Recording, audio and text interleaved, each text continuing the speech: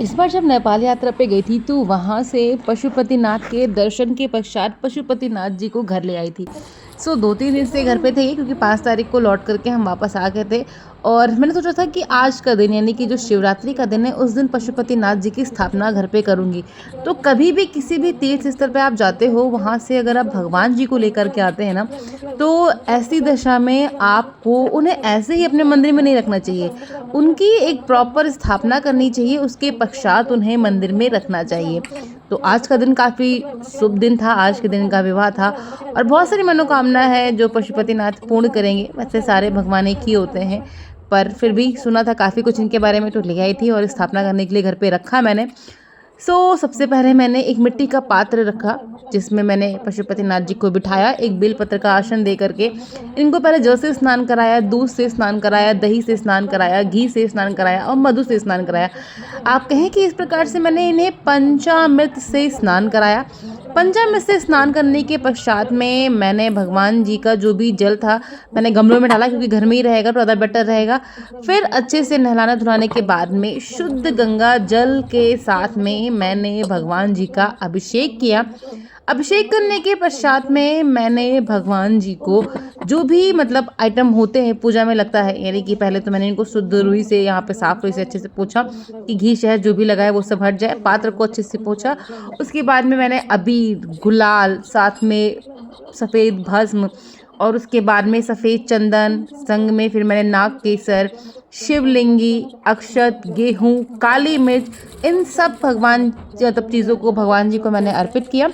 उसके बाद में फिर अच्छे से मैंने जो भी फल फूल था वो सब मैंने भगवान जी को चढ़ाया। एक जनेऊ भगवान जी को पहनाई। तो इस तरह से जो भी चीज़ें होती हैं ना, जो भी एक रुद्राभिषेक में लगता है, उस तरह से मैंने सारी चीज़ें यहाँ पे भगवान जी को चढ़ाई। सुपारी चढ़ाई, लौंग, इलायची, फल फूल, एवरीथिंग, मतलब जो कुछ भी इंक्लूडेड होता था पूजा में सब इंक्लूड किया।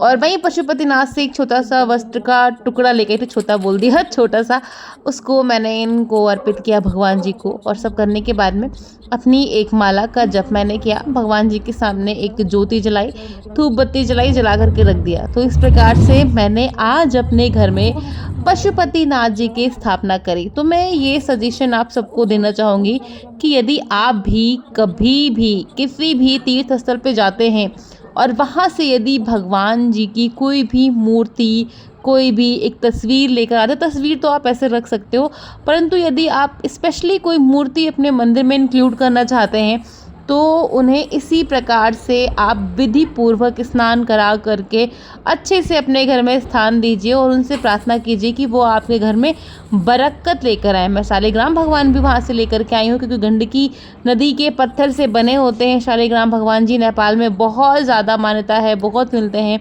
तो जो चीज़ जहाँ की होती है वहीं से लेकर आई हूँ।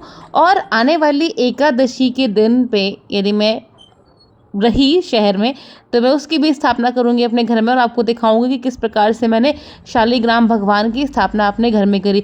तुलसा में उनको रखना चाहिए था, बट तुलसा में रखना मैंने उचित नहीं समझा। मैं उन्हें अपने मंदिर में ही स्थान दूंगी। यहाँ पे भगवान जी को भी मैं मंदिर में रखूंगी, क्योंकि बाहर एक शिवलिंग रखा है। तो इस प्रकार से यहाँ पे आप देख रहे हो मैं भक्तन बनी पूजा पाठ सारा कर रही हूँ। और हाँ, कभी भी अगर माला जपे ना तो उसे इस तरह से गौमुखी में छुपा करके जपना चाहिए। जो ये आपका रहता है ना माला लेने वाला, तो ले आओ, उसमें माले का जाप करो। तो यहाँ मेरे शंकर जी का रूप देखिए। हर हर महादेव का कमेंट जरूर करिएगा। हर हर